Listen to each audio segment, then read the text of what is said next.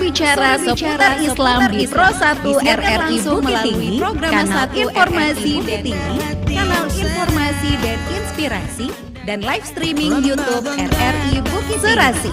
Sore bicara seputar Islam disiarkan langsung melalui program Pro 1 RRI Bukit Tinggi, kanal informasi dan inspirasi. Selamat datang kembali dalam program Serasi, saudara pendengar, sore bicara seputar Islam yang kali ini didukung oleh BSI. Tentunya kami akan hadirkan ustadz-ustadz yang sudah tidak asing lagi bagi para pendengar kami dari kanal RRI Bukit Tinggi Pro 1 dan juga dari YouTube channel RRI Bukit Tinggi. Untuk hari ini kita akan mendapatkan ilmu lagi dari salah seorang ustadz Kota Bukit Tinggi yang juga sudah hadir bersama Irfi di studio kali ini. Kita sapa dulu. Assalamualaikum, selamat sore Ustadz Zul Fabriandi Tuang Kumaruhun. Waalaikumsalam warahmatullahi wabarakatuh. Sehat Ustadz ya? Alhamdulillah. Alhamdulillah, senang sekali bertemu dengan Ustadz. Ini pertama kalinya kita ketemu ya di Serasi Ustadz ya? Ya, untuk Serasi pertama kali. Betul sekali. Dan tentunya kali ini kita juga akan membahas satu tema yang sangat menarik sekali di bulan Ramadan ini, yaitu mensejahterakan fakir miskin. Okay. Nah, jangan lupa nanti untuk saudara pendengar Anda bisa mengikuti kuis di akhir acara kita nanti. Jadi disimak ya seperti apa tausiah dari Ustadz agar bisa menjawab pertanyaan-pertanyaan dari Ustadz nanti. Juga di akhir ceramah Ustadz nanti Anda juga bisa mengirimkan pertanyaan Anda melalui WhatsApp kami di 081166999480 atau juga bisa telepon langsung nanti. Jadi tunggu ya nanti di akhir ceramah dari Ustadz. Baiklah, untuk itu segera kita dengarkan tausiah dari Ustadz Zul Fabriandi Tuang Kumaruhun, mensejahterakan fakir miskin. Silakan Ustadz. Assalamualaikum warahmatullahi wabarakatuh. Alhamdulillah, wassalatu wassalamu ala rasulillah wa ala alihi wa sahbihi wa mawalah. Ashhadu an la ilaha illallah wa ashhadu anna muhammadan abduhu wa rasuluh sallallahu alaihi wasallam alladzi la nabiyya ba'dah. أما بعد فقال الله تعالى في القرآن الكريم أعوذ بالله من الشيطان الرجيم بسم الله الرحمن الرحيم إنما الصدقات للفقراء والمساكين والعاملين عليها والمؤلفة قلوبهم وفي الرقاب والغارمين وفي سبيل الله وابن السبيل فريضة من الله Wallahu alimun hakim. Sadaqallahul azim. Al-Quran surah At-Taubah ayat yang ke-60. Para pemirsa Pro 1 RRI Bukit Tinggi dimanapun berada, yang saya banggakan dan saya muliakan, di sore hari ini kembali kita bersyukur kehadirat Allah Subhanahu wa Ta'ala, karena Allah masih memberikan kesempatan, diberikan usia untuk menyempurnakan ibadah di bulan suci Ramadan pada tahun ini, dan insya Allah akan sama-sama kita akhiri dengan merayakan Idul Fitri nantinya. Untuk itu, rasa syukur kepada Allah Subhanahu wa Ta'ala betul-betul kita jadikan sebagai sesuatu hal yang mendalam di lubuk hati kita masing-masing, dan bersalawat buat Nabi Yuna Muhammad sallallahu alaihi wasallam. Di kesempatan ini terkait dengan tema kita mensejahterakan fakir miskin, memang betul-betul sesuatu hal yang dikedepankan di dalam syariat Islam, agama yang betul-betul memperhatikan bukan hanya sebatas hablum minallah, tetapi juga hablum minan nas, hubungan dengan Allah dan juga hubungan dengan sesama manusia. Untuk sampainya kita kepada bagaimana mensejahterakan fakir miskin, tentu terlebih dahulu yang harus dipahami apa itu yang dimaksud dengan fakir dan apa itu yang dimaksud dengan miskin. Fakir dan miskin adalah dua hal yang berbeda. Tetapi ada juga yang bisa dicari kesamaannya. Terkait dengan masalah fakir, fakir secara bahasa artinya tulang punggung. Maksudnya adalah tulang punggung yang sudah patah, sehingga tidak memungkinkan lagi seseorang itu bisa bekerja, berusaha untuk memenuhi kebutuhan hidup mereka. Tentu kebutuhan yang dimaksudkan adalah kebutuhan pokok seperti halnya pangan, sandang, dan papan. Dan mungkin juga ditambah dengan kesehatan, pendidikan, dan lain-lain sebagainya. Jadi orang fakir tidak mampu berusaha memenuhi hanya sekedar setengah dari kebutuhan hidupnya. Sementara kalau melihat kepada yang kedua, yaitunya miskin, miskin secara kebahasaan berasal dari kata sakana yang bermakna diam. Ketika seseorang diam, tidak banyak bergerak, menghabiskan waktu dengan hal-hal yang tidak bermanfaat, maka muncullah kemiskinan. Orang-orang miskin maknanya mereka adalah pribadi-pribadi yang masih bisa berusaha, bekerja, tetapi tidak mampu mencapai kebutuhannya secara penuh. Barangkali hanya bisa memenuhi kebutuhan hidupnya setengah saja. Tidak bisa sempurna. Tetapi sekali lagi, ini juga kebutuhan yang dasar, yang pokok, yaitu pangan, sandang, papan. Sementara kebutuhan-kebutuhan yang bersifat tambahan, sekunder, tentu bukanlah menjadi pembahasan untuk mendefinisikan tentang persoalan fakir dan persoalan miskin. Para pemirsa yang berbahagia, sebetulnya tatkala berbicara persoalan fakir dan miskin, itu selalu ada di dalam kehidupan. Dimanapun manusia ini ada, maka tetap saja ada orang-orang yang ditakdirkan oleh Allah Subhanahu wa taala fakir, tetapi ada juga orang-orang yang memang dalam kondisi miskin. Oleh karenanya Islam sangat peduli terhadap kesejahteraan para fuqara dan para masakin yang ada dimanapun kawasan Islam itu berada. Untuk mensejahterakan fakir miskin sebetulnya adalah tanggung jawab daripada negara. Tatkala kita hidup di dalam suatu negara, kalau kita di Indonesia di pasal 34 ayat 1 itu disebutkan tentang bahwa para fuqara, para masakin, anak-anak terlantar itu termasuk menjadi kewajiban dari negara untuk menanggulanginya.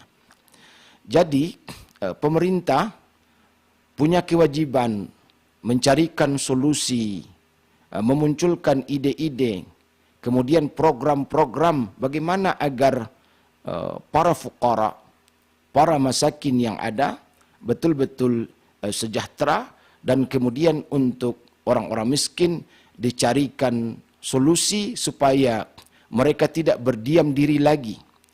Mereka lebih banyak bergerak sehingga dicarikan lapangan-lapangan usaha-usaha yang mampu menjadikan mereka mandiri, berdikari, sehingga penghasilan yang mereka peroleh betul-betul memenuhi kehidupan secara standar.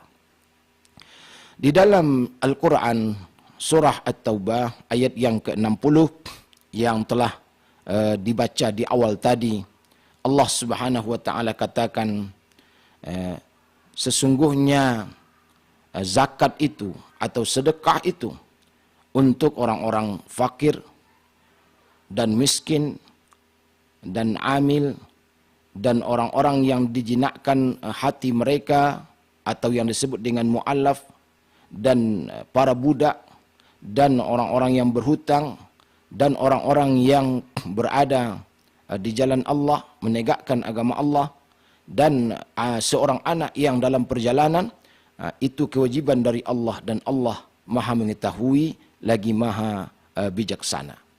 Para pemirsa yang berbahagia, sementara itu di dalam Al-Quran surah Al-Ma'un kita juga sering membaca tentang siapakah mereka-mereka yang mendustakan agama.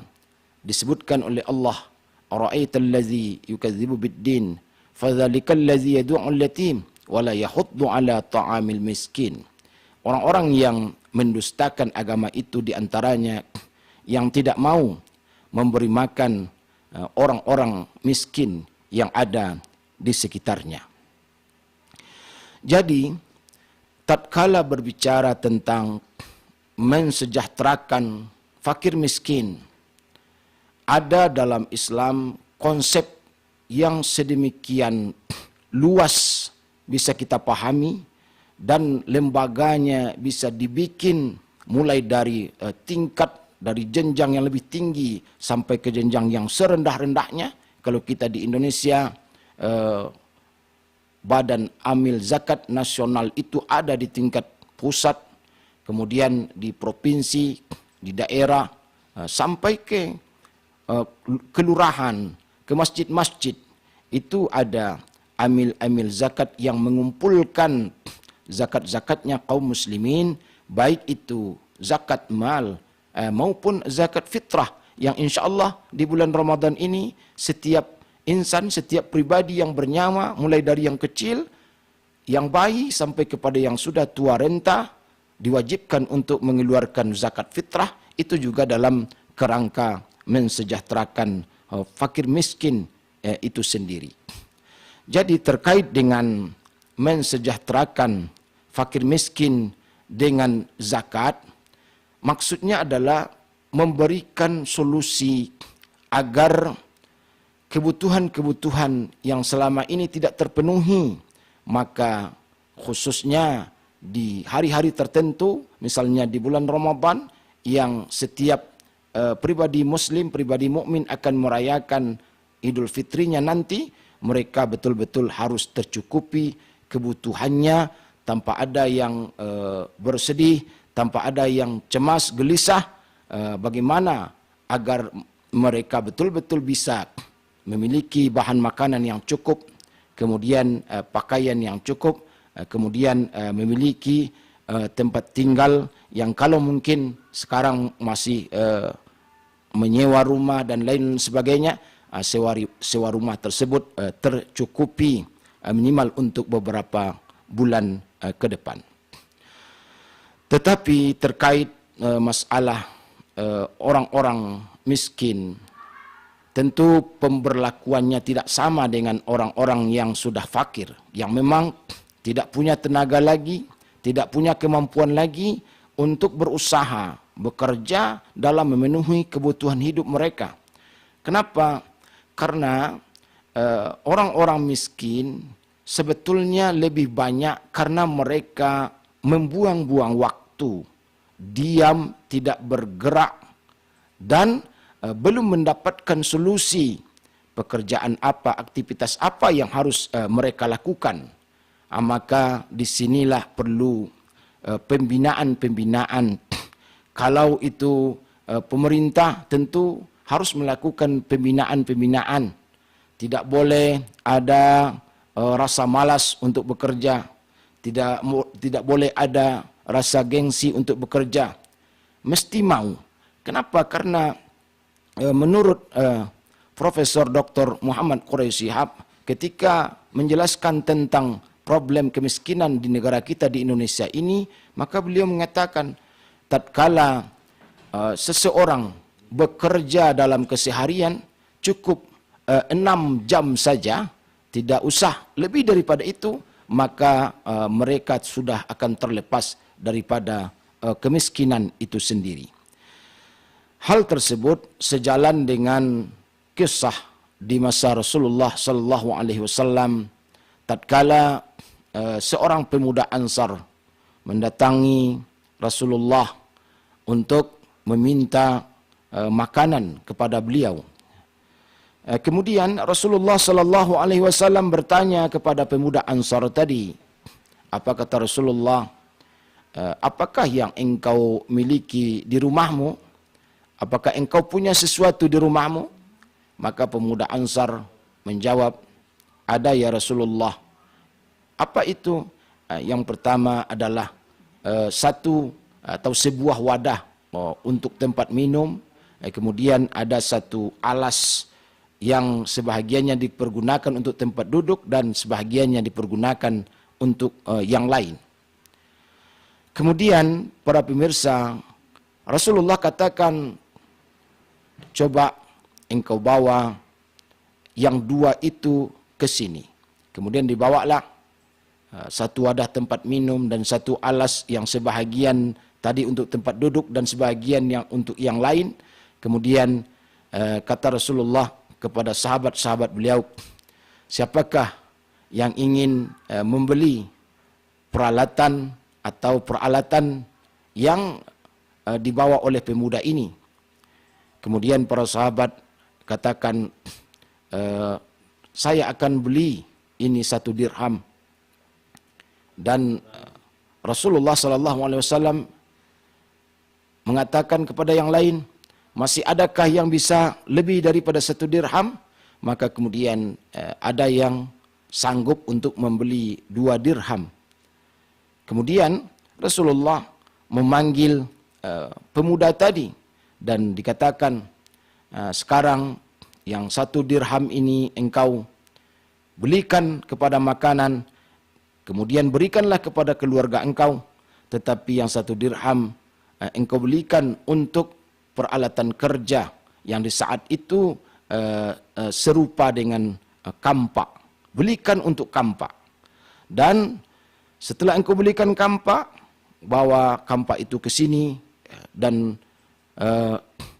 tatkala dibawa oleh pemuda tersebut setelah dibeli, maka Rasulullah contohkan diambil 1 potong kayu dan kemudian kampak tadi beliau potongkan kepada kayu tersebut dan dikatakan kepada pemuda tadi, silakan engkau pulang dan kemudian untuk 15 hari ke depan engkau jangan datang-datang ke sini dan carilah kayu bakar dengan sebanyak-banyaknya, kemudian juallah kepada orang-orang yang membutuhkan.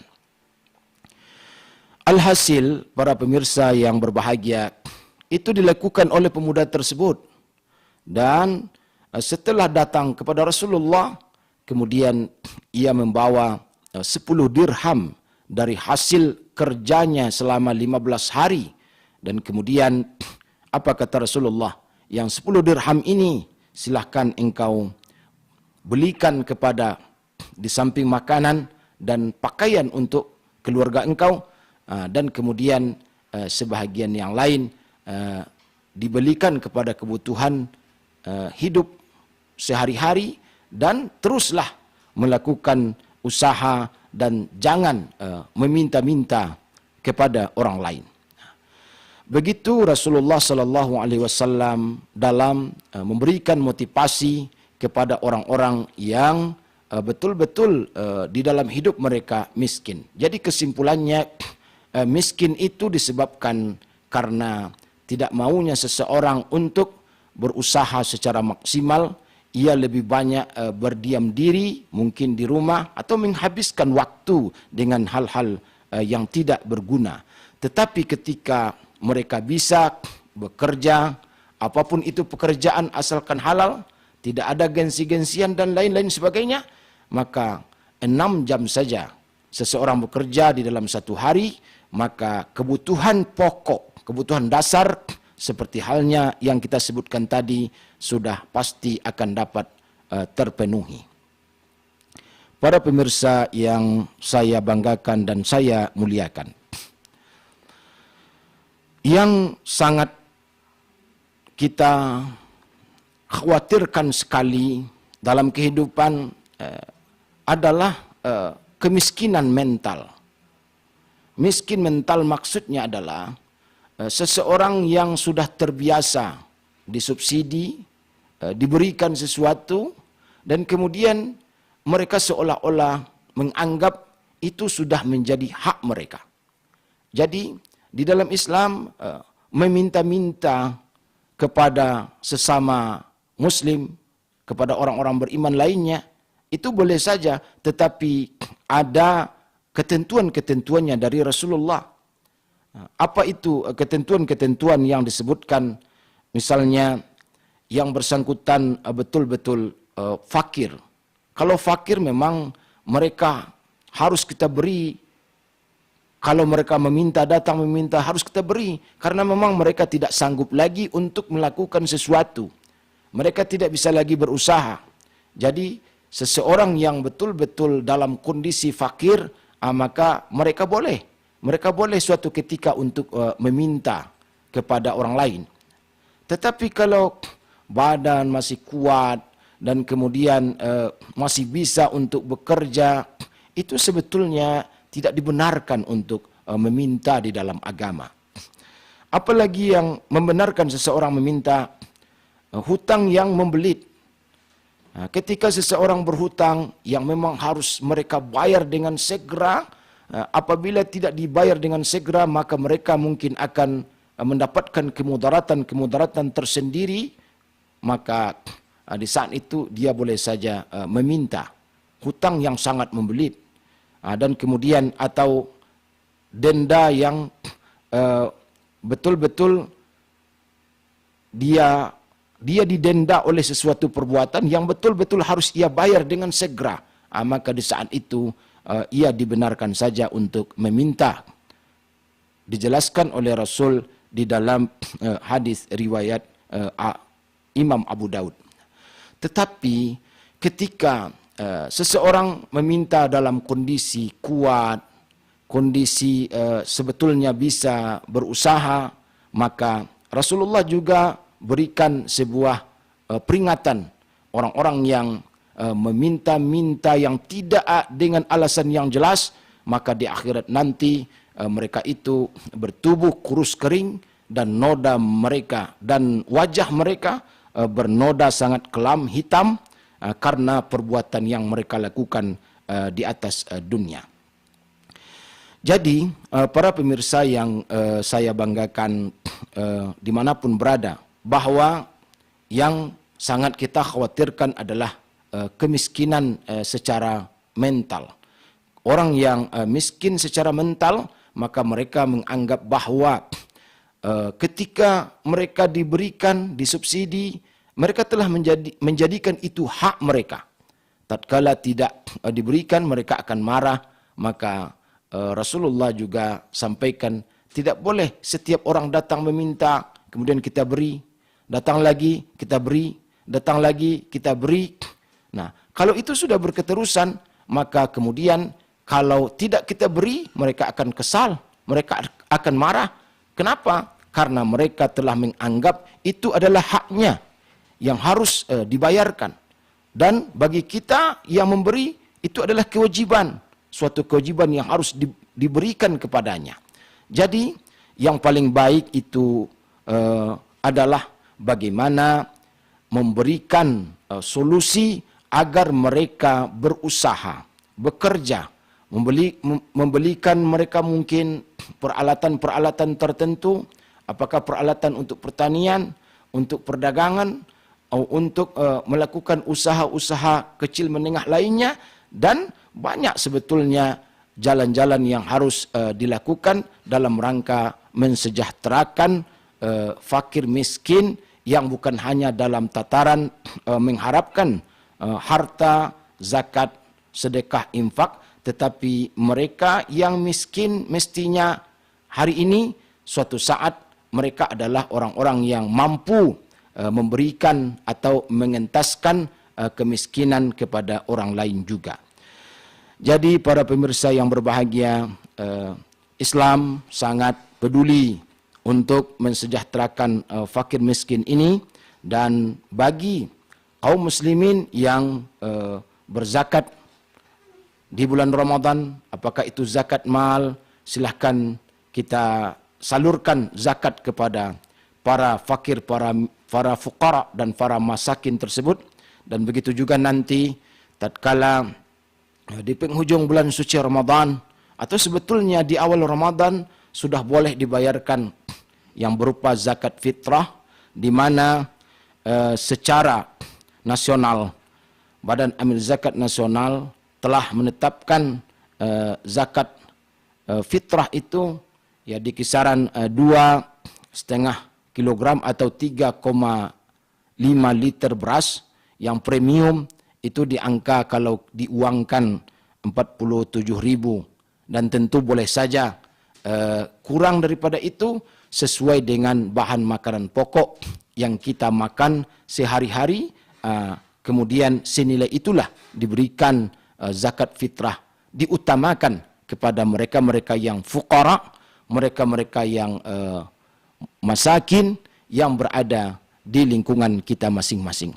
Ketika para fuqara, para masakin itu dinaungi oleh lembaga amil zakat, apakah itu yang bersifat daerah atau yang bersifat kelurahan, kecamatan, nagari, maka kemudian merekalah yang bertugas untuk mendata siapa saja para fuqara, para masakin yang ada di lingkungan mereka, sehingga di bulan Ramadan khususnya, di Idul Fitri nantinya, tidak ada lagi orang-orang yang tidak bergembira dengan datangnya suasana Idul Fitri tersebut. Seluruh kebutuhan-kebutuhan dasar yang ada sudah terpenuhi.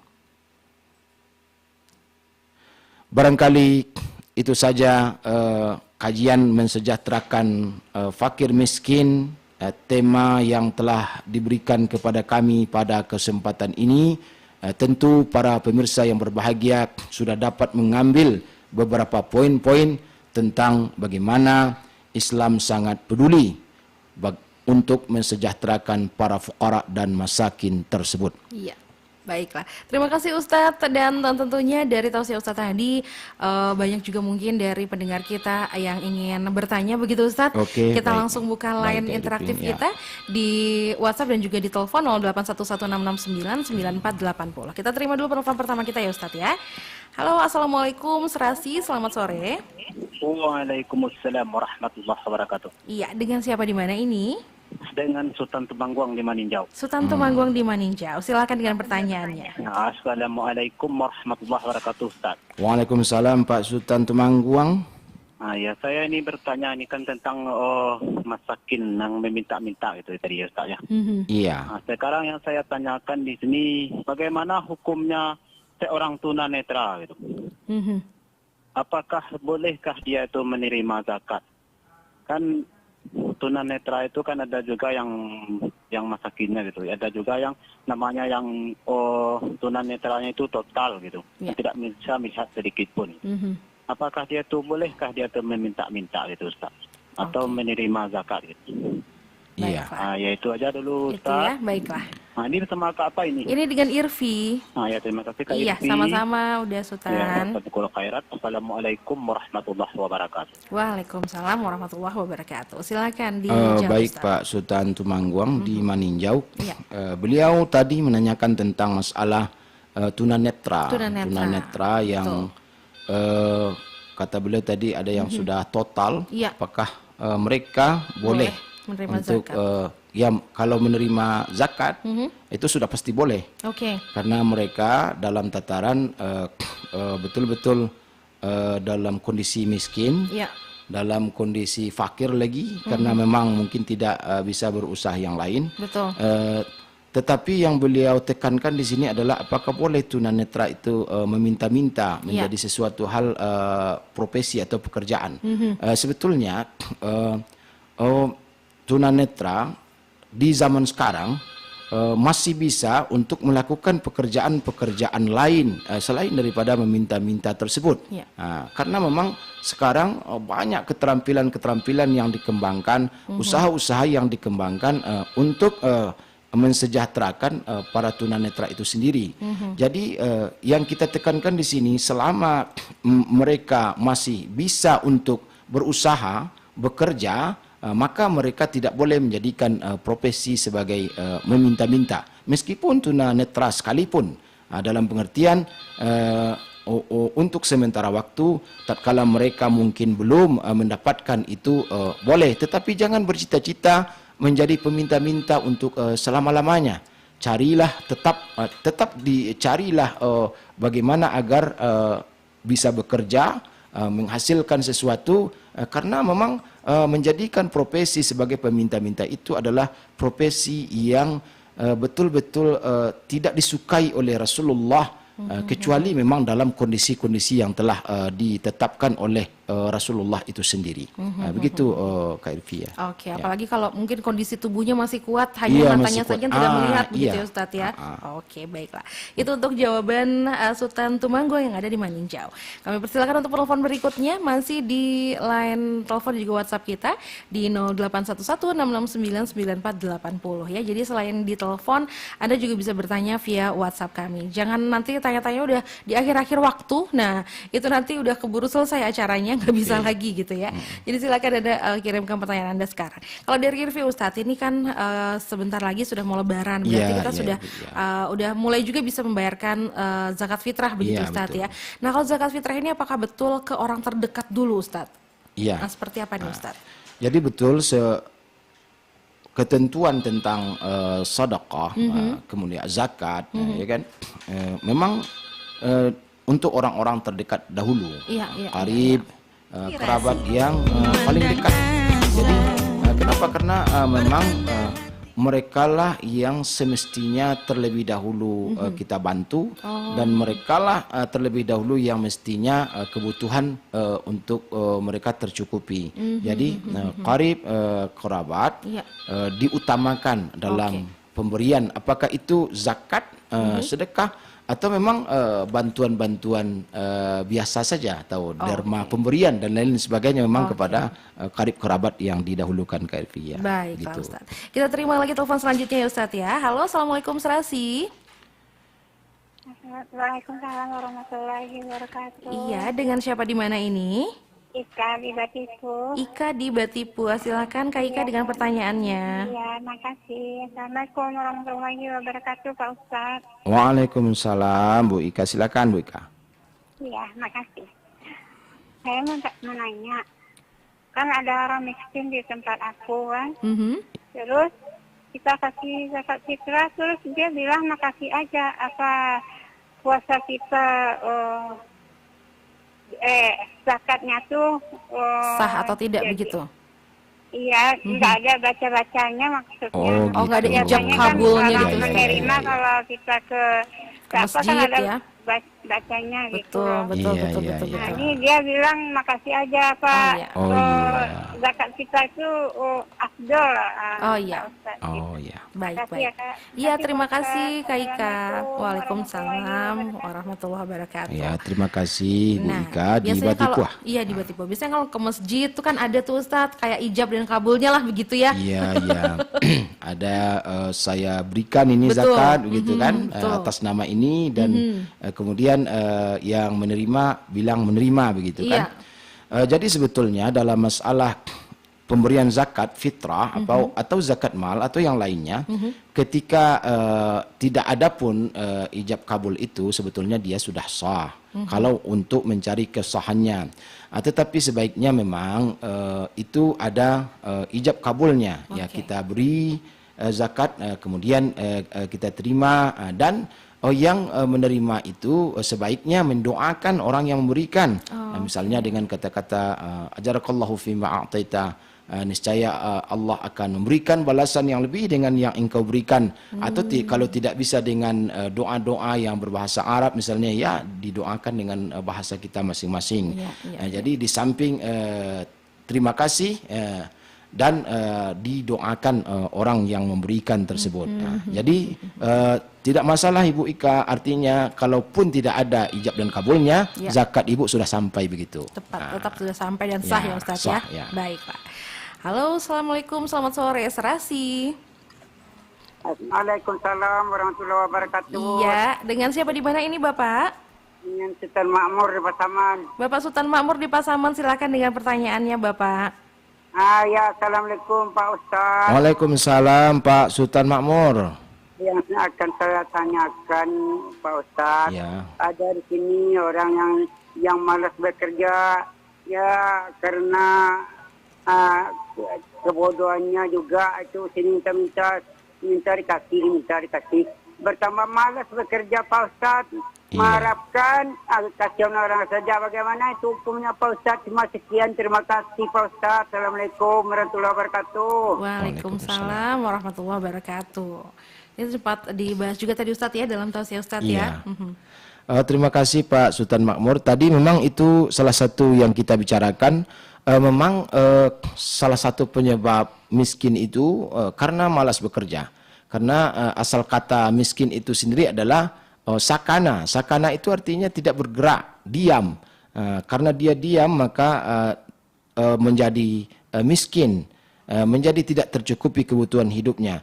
Dan kemudian ketika ia memilih jalan untuk meminta-minta, menjadi profesi sebagai peminta-minta, sementara tubuhnya boleh dikatakan kuat dan kemudian bisa untuk melakukan berbagai macam pekerjaan, maka itu tidak dibolehkan di dalam Islam. Sangat dicekam oleh Rasulullah, tidak boleh. Kenapa? Karena ketika seseorang itu meminta-minta, di samping di dunia ini mereka terhina, di akhirat juga mereka sangat terhina. Karena konsep Islam itu adalah tangan di atas lebih baik daripada tangan di bawah. Minimal kita itu seimbang. Kita bekerja, memberikan sesuatu kepada orang lain juga memberikan imbalan sesuatu kepada kita. Jadi mungkin Pak Sultan Makmur bisa disampaikan bahwasannya ini tidak boleh, dan tentu kita berdoa dan berharap semoga yang bersangkutan diberikan petunjuk oleh Allah Subhanahu wa taala dan mampu suatu saat untuk bekerja sesuai dengan profesi atau keahlian yang dia miliki. Baiklah. Itu untuk Sultan Makmur yang ada di Pasaman. Nah, kita salam-salam dulu warga Pasaman ya. Selamat sore untuk warga Pasaman. Baiklah, kita lanjut ke penelpon selanjutnya. Halo, assalamualaikum. Selamat sore Serasi. Serasi. Iya, dengan siapa di mana ini? Dari Bang Togar, Irvi. Bang Togar, silakan dengan pertanyaannya Bang Togar. Pertanyaannya singkat aja, Irvi. Iya. Assalamualaikum Ustaz. Waalaikumsalam Bang Togar. Ini menyambung yang dari Tumanggung dari meninjau tadi sedikit. Iya. Oke. Ada yang meminta sementara fisiknya kuat di pasar-pasar itu, saya tengok itu. Yang kedua yang tunanetra tapi keberadaannya itu fisiknya kuat kan, apakah itu biar berpahala kita mengasihi gitu? Oke. Ya. Satu lagi tentang zakat fitrah, bisa boros atau diduitkan gitu. Oke. Hanya itu. Baiklah. Ya, assalamualaikum. Ya, waalaikumsalam Bang Togar, terima kasih. Baik Ustaz, 2 pertanyaan dari Bang Togar. Oke, Bang Togar katanya singkat ya, tapi banyak juga pertanyaannya, berat-berat juga. Jadi di sini ada singkatnya aja gitu ya. Ada fisik yang kuat tetapi meminta-minta, dan kemudian ada juga tunanetra juga meminta-minta, tapi kata beliau tadi fisiknya masih kuat. Itu gimana? Apakah kalau kita ngasih memberikan sesuatu, apakah kita berpahala? Tatkala kita memberikan ya tetap ada kebaikannya, tetap ada pahalanya. Tetapi orang-orang yang punya fisik yang kuat, yang kemudian dia masih bisa bekerja, semestinya tidak boleh mereka menjadikan peminta-minta sebagai profesi. Jadi kalau persoalan berpahalanya, setiap kita memberikan sesuatu kepada orang lain tentu berpahala, mendapatkan kebajikan. Tetapi kemudian kalau kita melanjutkan secara terus-menerus, diberikan terus, berarti kita juga melanggengkan mereka menjadi peminta-minta. Jadi memang dulu di berbagai kabupaten kota memang ada wacana bagaimana agar ada peraturan ada peraturan ketika ada orang yang kuat minta-minta tidak boleh diberikan karena kan ini ada dua pihak, ada yang meminta, ada yang memberi. Kalau tidak diberi kan dia tidak ada juga begitu kan. Jadi memang ini memang problemnya Bang Togar, memang problem yang harus diurus oleh pemerintah di masing-masing tempat. Tetapi yang pasti tatkala kita berikan sesuatu pasti mendapatkan pahala dan kebaikan di sisi Allah. Dan kemudian masalah zakat fitrah yang diganti dengan uang. Beras yang diganti dengan uang. Sebetulnya kan pada awalnya zakat fitrah adalah bahan makanan pokok. Misalnya kalau kita ya jelas beras. Kalau di tempat lain mungkin bisa jagung, sagu dan lain sebagainya. Tapi bagi kita beras. Dan kemudian apakah boleh diuangkan, diganti dengan uang? Boleh saja diganti dengan uang karena memang kebutuhan para masakin dan fuqara itu kadang-kadang bukan dari sisi makanan. Makanannya sudah ada tapi mungkin pakaiannya yang belum ada atau sewa rumahnya yang belum ada. Jadi boleh diuangkan tetapi tidak boleh diganti dengan barang. Misalnya diganti dengan kain sarung, dengan kerudung, itu tidak boleh. Tapi kalau dengan uang maka dia tetap seharga apa yang diberikan dan dia andai kata dibelikan juga kepada beras maka dia dapat beras senilai itu lagi. Jadi boleh diuangkan Bang Togar ya, boleh. Baiklah. Jadi boleh ya Bang Togar ya diuangkan ya, bahkan sebaiknya mungkin diuangkan saja karena kebutuhan orang kan kita nggak tahu ya Ustadz ya, mungkin dia makannya ada tapi baju lebarannya yang nggak ada gitu ya Ustadz ya. Baiklah. Oke, dan Ustadz udah nggak berasa nih kita udah sampai di jam 17:45 menit, sesaat lagi berarti tausiahnya sudah sampai di penghujung juga. Tapi Ustadz habis ini ada kuis juga yang akan kita hadirkan untuk saudara pendengar ya. Jadi untuk Anda jangan lupa setelah ini kami akan hadirkan kuis Serasi untuk Anda, jadi pastikan Anda tetap bersama kami dalam program Serasi Sore Bicara seputar Islam bersama BSI KCP Sudirman.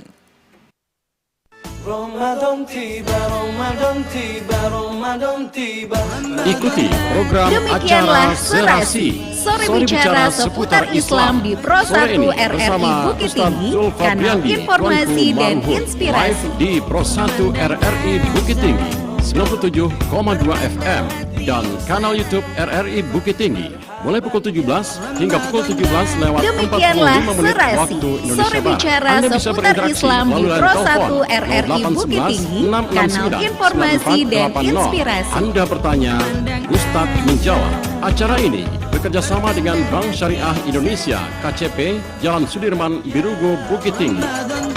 Demikianlah Serasi Sore Bicara seputar Islam di Pro 1 RRI Bukit Tinggi dipersembahkan oleh informasi dan inspirasi. Telepon dan jawab pertanyaan kami di 0811 669 9480.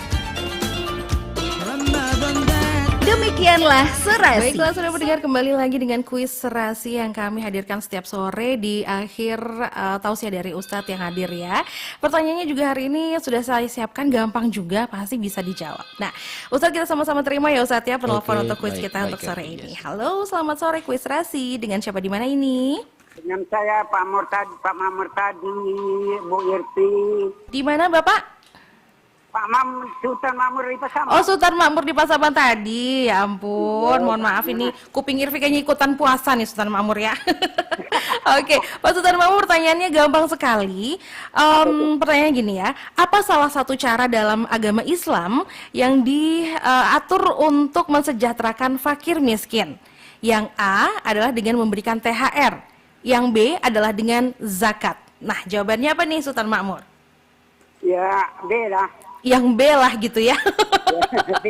Oke, kita tanya dulu nih sama Ustadz. Gimana Ustadz jawabannya? Oke, betul sekali Pak Sultan Makmur. Betul sekali Pak Sultan Makmur. Terima kasih banyak Pak Sultan Makmur. Nanti untuk pengambilan hadiahnya bisa didengarkan dari Pro 1 ya. Ya, terputus. Untung saja udah Irvi catat tadi nomornya ya. Terima kasih dan selamat sekali lagi untuk Pak Sultan Makmur yang ada di Maninjau tadi ya. Sekaligus juga terima kasih banyak untuk Ustadz yang sudah hadir di Serasi kita sore ini Ustadz. Dan tentunya untuk saudara pendengar jangan lupa dengarkan terus Serasi Sore Bicara seputar Islam setiap hari di bulan Ramadan pukul 17 hingga 17 lewat 45 menit waktu Indonesia Barat. Ketemu lagi besok kalau gitu ya. Dan juga selamat sekali lagi untuk yang sudah memenangkan kuis kita sore ini. Hadiahnya dipersembahkan oleh Bank Rakyat Indonesia. Sampai bertemu lagi di Serasi edisi selanjutnya. Bicara seputar Islam di Pro 1 RRI Bukit Tinggi, kanal informasi dan inspirasi RRI Bukit Tinggi, kanal informasi dan inspirasi.